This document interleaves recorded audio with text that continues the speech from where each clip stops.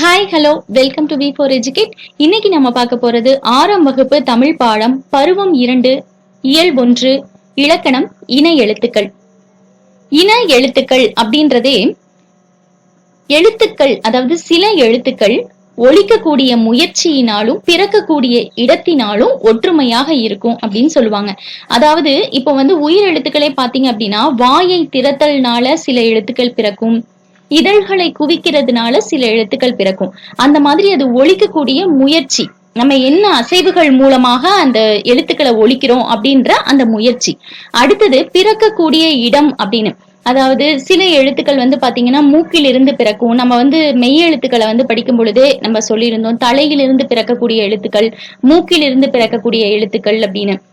அந்த மாதிரி சில எழுத்துக்கள் பிறக்கக்கூடிய இடம், இதன் மூலமாக அந்த எழுத்துக்களுக்கு ஒற்றுமை இருக்கும். அததான் நாம இணை எழுத்துக்கள் அப்படின்னு சொல்லுவோம்.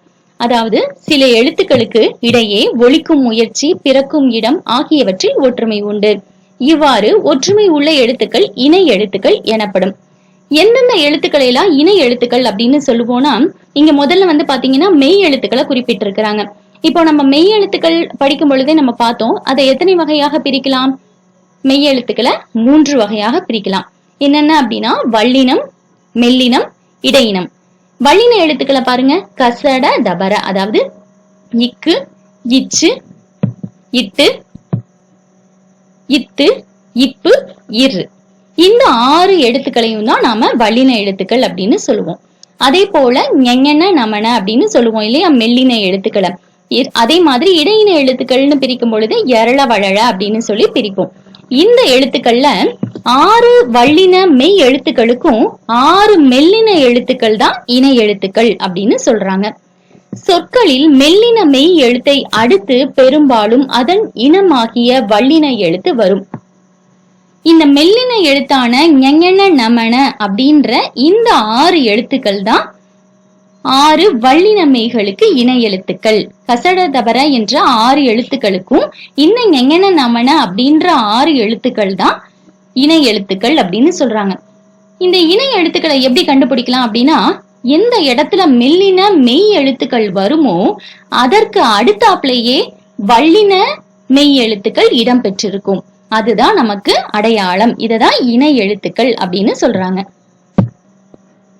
இங்க பாருங்க, இந்த படத்துல பாருங்க, இக்கு, இச்சு, இட்டு, இத்து, இப்பு, இரு. இந்த 6மே வல்லின எழுத்துக்கள்.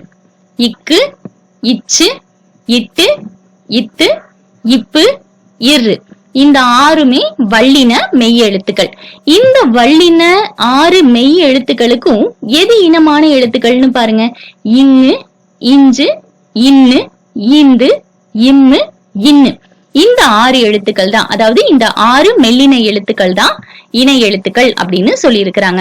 இப்போ பாருங்க, இங்கு என்ற மெல்லின மெய் எழுத்து ஒரு சொல்லுல இடம் பெற்றுச்சுன்னா அதுக்கு அடுத்து க, இக்கு இடம் பெறக்கூடிய, அதாவது க வரக்கூடிய எழுத்தானது வரும். அதுதான் இணை எழுத்து.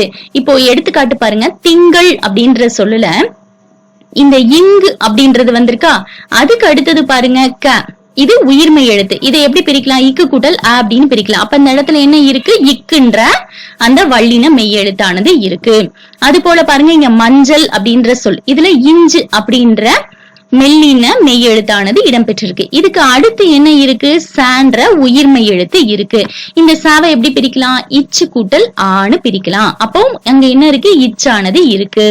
அதே போல மண்டபம் அப்படின்ற சொல்ல பாருங்க, 3 சுழி இன் இருக்கு இல்லையா, இந்த இன் தன் நகரமானது வந்திருக்கு.